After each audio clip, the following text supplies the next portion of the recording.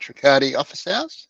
We're doing a review of Tracardi 9, release 9, and we're looking at the release candidate 3 at the moment on the screen there, as we can see. Risto's going to do a walkthrough of what's included in 9, what the changes are, and so much looking forward to this update. It's sort of interesting though, like on the Slack group, it sort of gets busy around a release and then it gets quiet. And then it's getting busy again, and you can tell there's another release on the way because there's a bit of chatter going on again. So I think everyone takes a breath between releases a little bit there. But over to you, Risto. So with this new release, we have some new features. And here is a quick presentation or quick list what I will be talking about and what have changed in this version. So the first thing is we have finally the dark mode. This is like the default mode, and you can change it in your browser preferences, or you can change it in a graphical user interface. As a backend, now we have SQL, and SQL stores all the metadata, and all the big data is stored in Elasticsearch.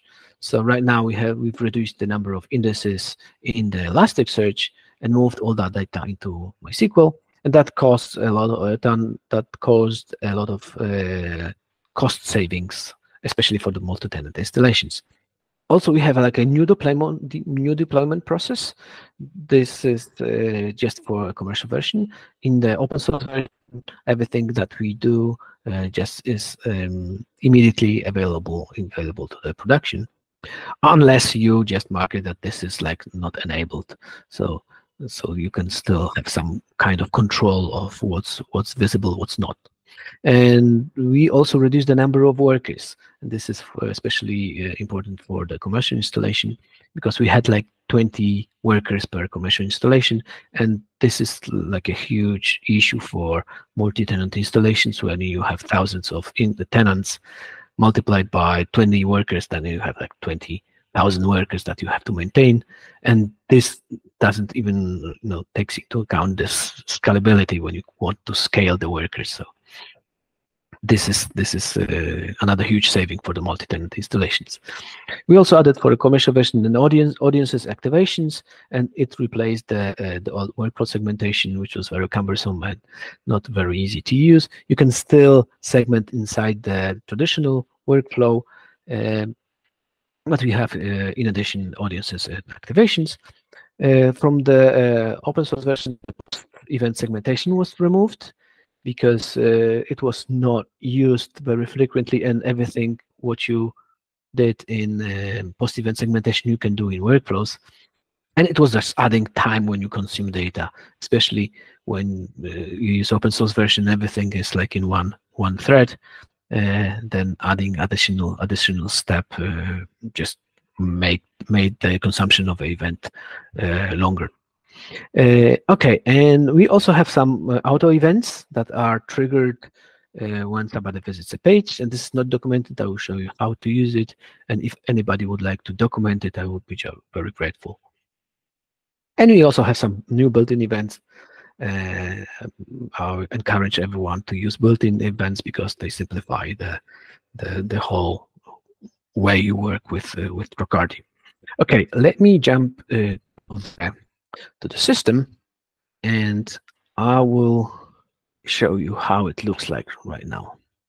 Okay, so obviously you can see that there's a dark theme, and it can be turned on and off, and it will be on when you're in your preferences. You set that you want a dark theme to be like a default one. And the first thing is, especially in the commercial version, you'll notice those tags. These mean that some things are just in a draft mode, and some things can be running. In an open source version, you will not see this tag. Everything will just go straight to production. In the commercial version, you can just click on it, and now this inbound traffic, this event source, is available in production, and it's running. But you can also, for example, change it. Let me change the name of it. And you can see that you also have a draft. The draft is this one, and when you go to production, you can see that this is the work event source, and it's available for all the data in Tracardi for automation, etc. So you can have like a workflow that is in a draft. You can deploy it and work on another version that is separated from the production. So this is like a big change for a commercial version. In the open source version, you can use this thing. This is the enabled disabled. You can just enable and disable this part of your settings. Okay. Another thing is let me just go through the audiences.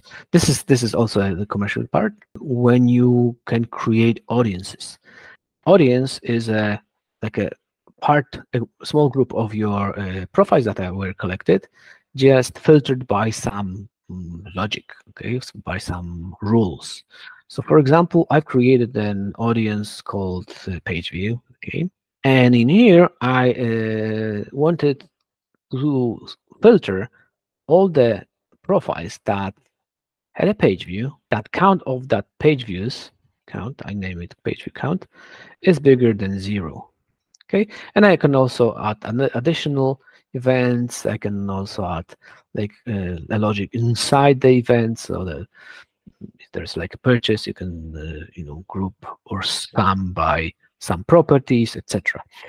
What it does, it just filters the profiles, and you can see the estimated audience count to be 155, and you can click on one of the profiles, and you can see that that profile should have at least one page view.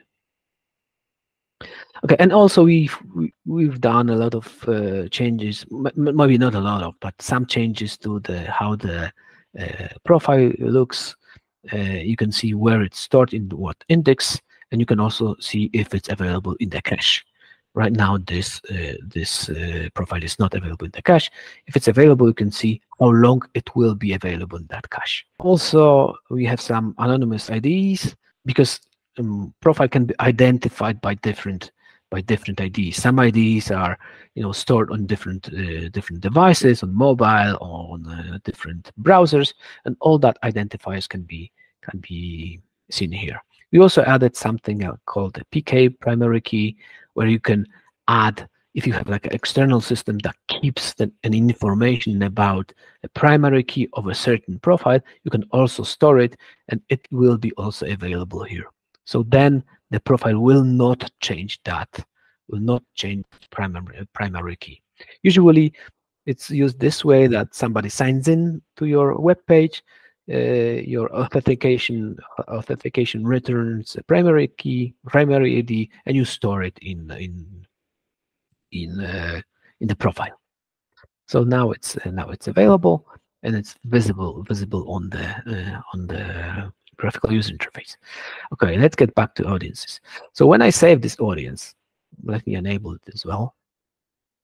And change the name, page view. Okay. When I have this audience, I can activate this.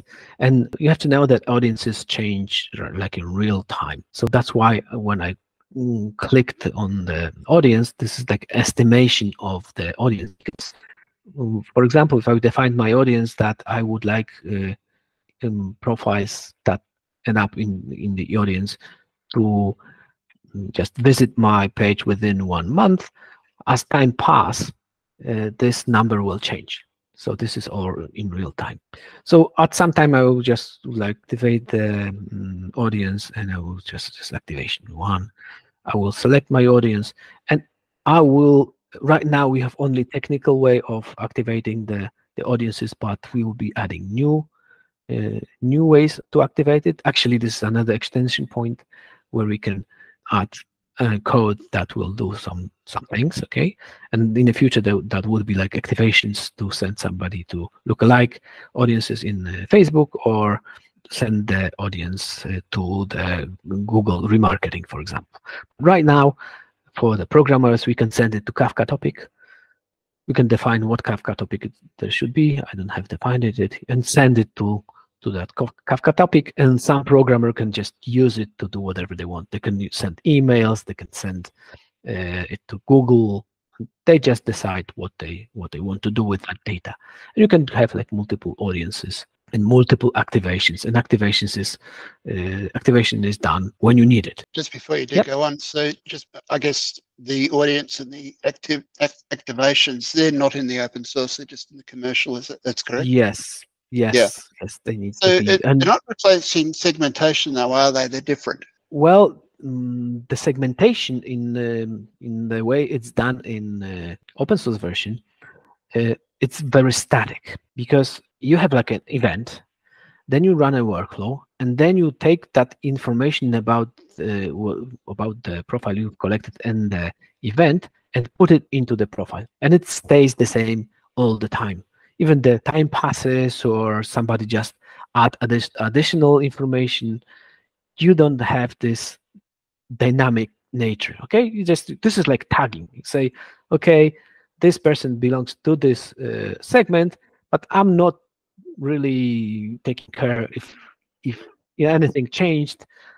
The segment of that profile will not change. In a audience, this is all dynamic. So I've defined, I want my activation, I want my audience to be somebody who visited me 10 seconds ago. Okay, but between 10 seconds and 20 seconds. Okay, and like a minute past, that person will be just removed from that audience. Okay, because time passed, and my rule says that person should not be in that segment. This is especially useful when you say, okay, I would like somebody who bought something from me for I don't know, $100. Okay, but that should be like within 1 month. Okay, 1 month passes, and that person is just removed from that segment. How do audiences differ from reports? Because I sort of feel some of that functionality could be there in reports. Well, yes and no. So if you would like to run a report on profile, then yes, you can do that. But in profile, you don't have information about the events. So you can run the report on events, and then you don't have information about the profile. So in order to make audiences, we had to write a new joining mechanism that joins profiles and events together. And it merges that, and it's quite efficient. I'm quite proud of it. It's quite efficient, and it can merge a lot of profiles and events together. And then based on that, you can have the audience, okay, the dynamic audience. So if you run reporting on profile and on event separately, yes, that you can do that. It's quite hard because you have to write the queries. So I guess the big difference is there that we've got simply, I guess the difference between that and reports is that you've just got a join. So you've got your profiles and events, which you can't do easily just with them reporting. And yes. Also the UI, it just looks a lot easier to come up with what you want to do. Yes, that the two differences: the UI and the way that system joins it for you. Otherwise, you will have to join it yourself, and and it's quite hard if it's a lot of events. Okay, so you have to do it very. You have to know how to do it, so it runs efficiently. Okay, because when you iterate over 1 million. 1 million profiles and join the events, this will not work for like a lot of volume, okay, a lot of traffic. So we've just been working on this, so it's efficient. Okay, this is the audiences. We can go to automations, and this is another feature that's available. This is an open source feature. So right now we have this GitHub button where we can save the workflow that we've been working on to GitHub. I have only push, but also in the final version there will be pull. So you can just define where it should be saved. It automatically just says, okay, save it in a workflows folder. This is the name of the workflow. And you can have like describe a message and submit it. But before you do that, you have to make a GitHub configuration that's in which repository you would like to save it. So to do that, in the maintenance, there's this new tab configuration where we'll be adding different types of configurations, and there's like a GitHub configuration. Okay, you have to fill the data. You have to get the token. If you don't know how to get the token, it's quite easy to do, because you can go into the resources, and resources have also GitHub. But in here we have documentation, so how to get the access token. Just go into your GitHub, get the access token, define it in the maintenance configuration. Here, okay. And then you will be able to save. This probably will throw some errors because I didn't actually define it. Yes, the token is undefined, but it will save it in GitHub, and you will have all the versions. So the versioning is available there, and also we will be able to load like all the versions of the workflow. How are the IDs? Because I know some of the inbound events, they've got IDs associated with them. So how are the IDs managed? Are they recorded in the repository? You mean how the idea? Yeah, IDs. So on a resource, there's an ID. So if we go into an automation, and we have a resource in the automation, some of the activities or components, some of the resources in there, don't they have IDs associated with them? Which yes, they have. Yes, they have the IDs associated with them. Yes. So how is that managed? Do they need to be changed when they're pulled back into another system? Well, yes, they have to be changed. Yes, you're right. I know what you're pointing at. Yes, and right now, because I was thinking, should I save only the workflow, but maybe also the workflow with the associated resources. And if I save the workflow with the associated resources, there are credentials inside. So right now I've decided that in this release I will just only save for the purpose of backup the workflow. So if they change, you have to somehow change them back. Just edit that. You could restore. You could pull from GitHub. You could have the activities there. There'd be an ID that's missing. You'd have to set up an event. Yeah, we can do that. But yes, but I was also thinking that like maybe the later releases, the next releases, we could have like a new configuration where we add the public and private key, and everything will be encrypted. Yeah. So then, when you save it, you can save it along with resources, and when you restore it, your resources will be restored as well. So that's another idea how to store this. And I also been thinking about creating in the maintenance, just backupping in GitHub everything. Yep. It just get every metadata, every setting you have, and just backup it in GitHub. And this is something that will probably come to the another release, but within this release we have only the saving of the workflow. This is like I've been just investigating it, and it happened that we can do that very quickly, and so that's why it feels like there's I'll just join a bit. It feels like this. Obviously, there's the use case of creating a backup, but there's also the use case of, and that's internally, but there's also that case of sharing the automation externally.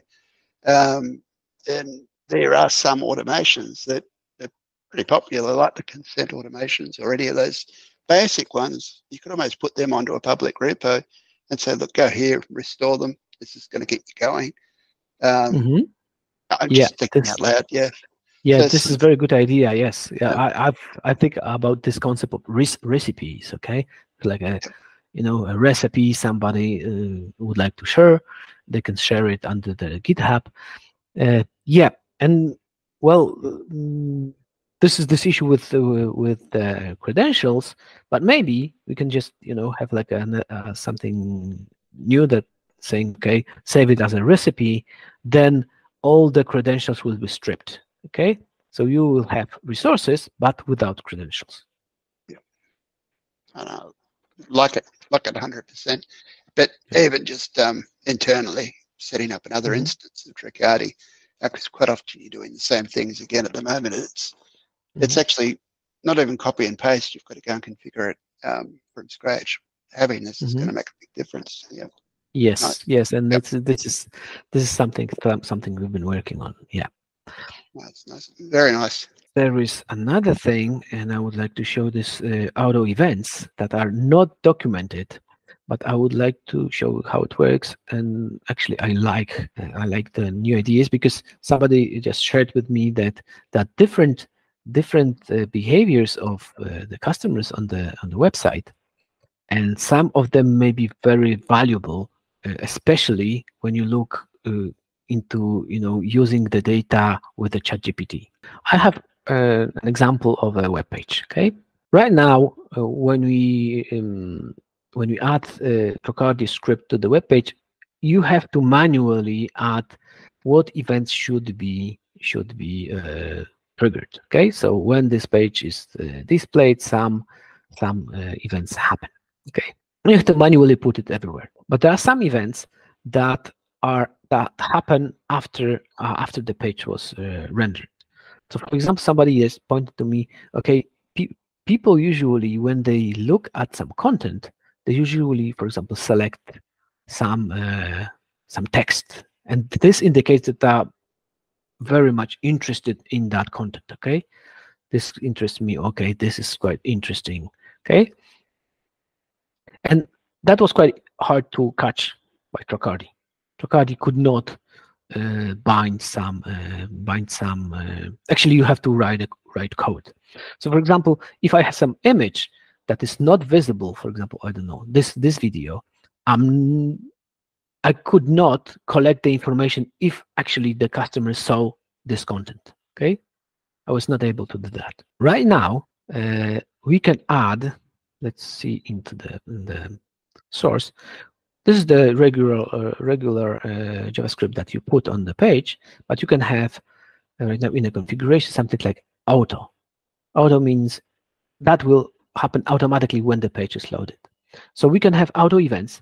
So for example, I've just put this increase interest and saying that if somebody sees that page, I would like to this profile to have the interest increased by 1 for laptops. And I also would like to have a page view with the category laptops. Okay, and it will happen automatically. If somebody visits that page, it will automatically send those two events into the Tracardi. Actually, we could be doing this like this one, like the old one, but there is like a new one to do it. You just can put it into the header, and just replace this strings with your data. Okay, but this one is more interesting.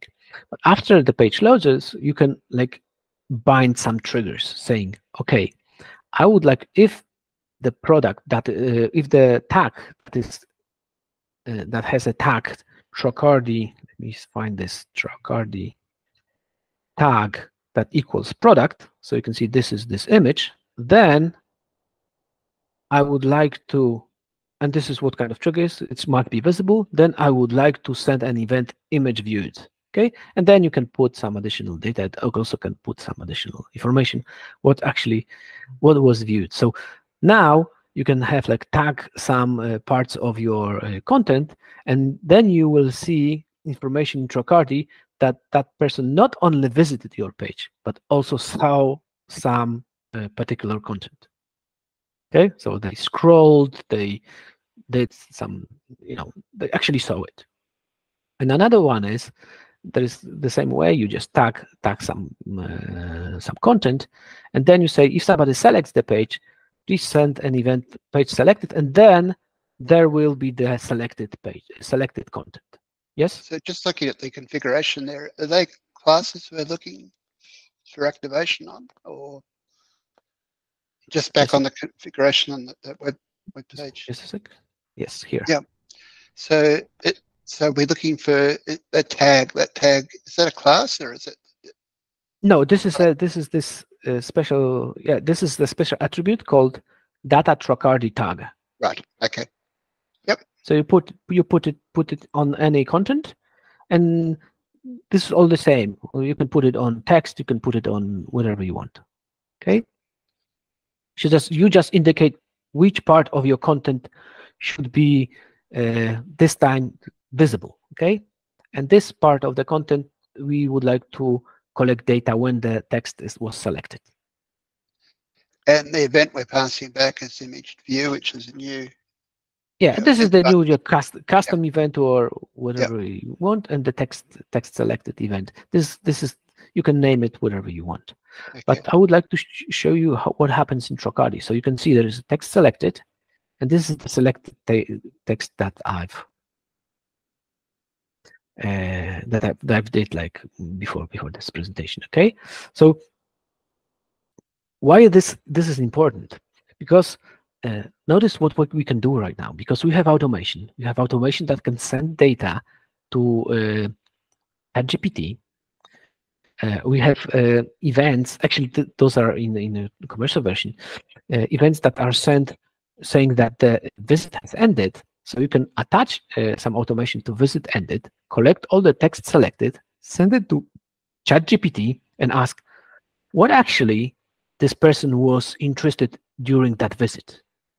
And ChatGPT can just summarize it. If you ask them to, I don't know, give you the classification, wherever, it will just send it back to you, and you can attach it to the profile. That's richer metadata based on the visit. I was going to ask about that visit finished or visit ended. That's only available in the commercial version. Is that correct? Yes. All the things that are available, that are connected with the time, are only available in the commercial version, because we have to have then streams and a lot of things that are going on. Yep, I got it. And in the version that's open source version, you have to somehow do it. If you want to do it, you have to do it yourself. Then you have to like bronze, looking for the events, and that's finding out if the session has ended. And then you can also do that, but you have to like program it. Okay, this is very useful. Some pretty interesting use cases can be used with that, especially that you have like all the data about what was viewed.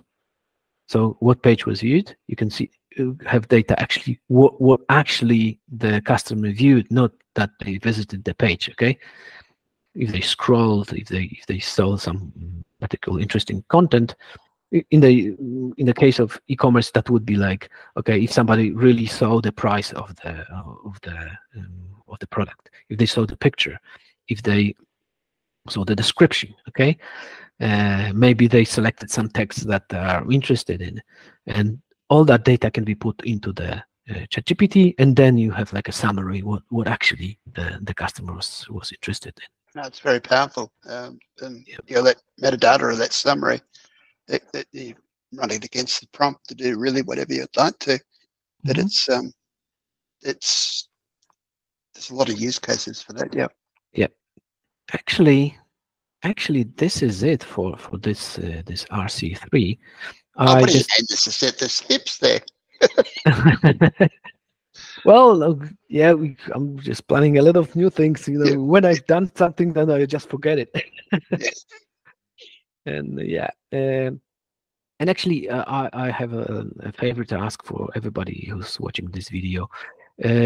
Just please help us test the new release. There are like new features, and the testing is always the most important thing. So we usually spend a lot of time on testing, but there are always some bugs, and if you can just install it and try it on your data, just give us some feedback how it works for you. No, I'm definitely at that stage now. Going from 8.2 to 9, at least on one instance. I've got a couple of activities that probably the pull requests won't make it for 9, but I'd like to at least get them tested on 9. So I've got to upgrade one of my instances at least to do that testing with. But I think we're having a chat about it on Slack, but really it's just a matter of identifying the MySQL environment variables, getting that service set up, and then just going through a standard upgrade path. Yeah, I would like to ease that process of migration, and I will create a Docker compose file that has all the things set up. So everybody that uses Docker Compose can just have it out of the box. Everybody can just look at the Docker Compose and see what even environment variables are needed. And there is also this in the maintenance, this migration script that should migrate your data from one instance to another to upgrade the system. So I'm working with Docker Hub generally. So if I pull the release candidate, it won't pull the MySQL or that detail, but if I go to the Docker Compose, I can see the detail there and nut it out. Is that there now in Docker Compose on 9? Sorry? Is that detail there now in Docker Compose on 9? Right now in Docker Compose, it creates the new instances of all the dependencies, and the data is like empty. Yep. Okay, so it's just a matter of going there and seeing how it's done, so that I can sort of map it across. Cool. Yeah. So there's no connection between Docker Compose and your production or whatever. Actually, you could do that, just replacing the URLs to your database, but well, for the testing purposes, you just keep it as it is. Yep. And there's a lot there. Thank you for running through all that. I think you mentioned earlier on 2 weeks. Still a fair bit of testing. So it's on release candidate 3. So it's obviously been a bit of work done so far to get to 3. Yeah, I'm assuming that there will be like a release candidate 4 where I put all the fixes after my testing, and then should be a final release. Yeah. You also mentioned that you'd like some help with some documentation. That's all the... Yes, that, we are lacking the documentation. Yeah, if somebody would like to spend some time on documenting things, I'm just open to create a short video, and somebody just takes information from that. Also, you can take information from the office hours, because there's actually everything was told about this new auto events. I'll give it a go. If first go at least getting some bullet points together, help kickstart that process.